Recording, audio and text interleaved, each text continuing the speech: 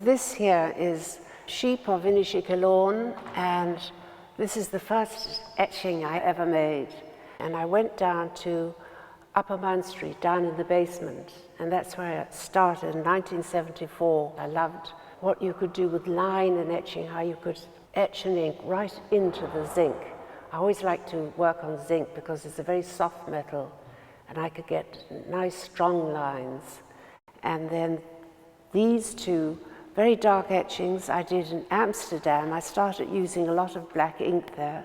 I love this one because you see how the sheep are kept in this little pen here, and the little tracks, and all the walls they have to make. These two etchings here, they're the only two etchings I think that I have done that the subject matter is from the Sinai Desert, St. Catherine's Monastery, this beautiful monastery, this 6th century monastery.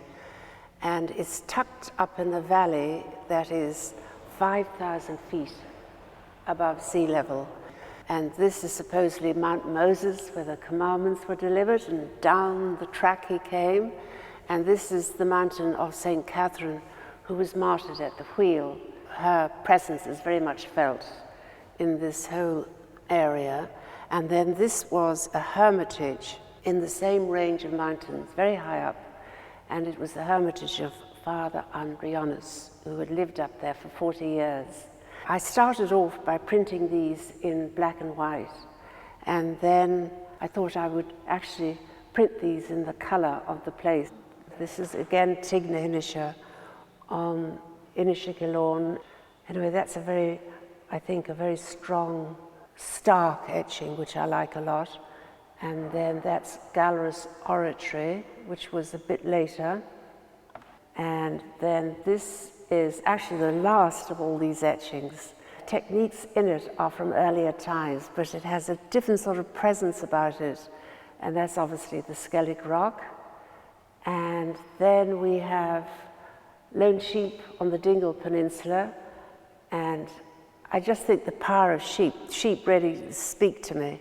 And here's this one sheep, and this great big rock, but the sheep is what you really notice. Then this is on the Blasket Islands, and these are the sheep coming down the hill. And I would go to Amsterdam with my drawings, and then I'd make my etchings. And I remember one day, I suddenly realized that the legs of the sheep weren't quite touching the mountain, they were flying sheep. And then I thought, what do I do about that? The legs looked too long, so I brought the mountain up. And all the Dutch artists in the studio, they loved the etching until I brought the mountain up. They thought that was the whole point, to have flying sheep.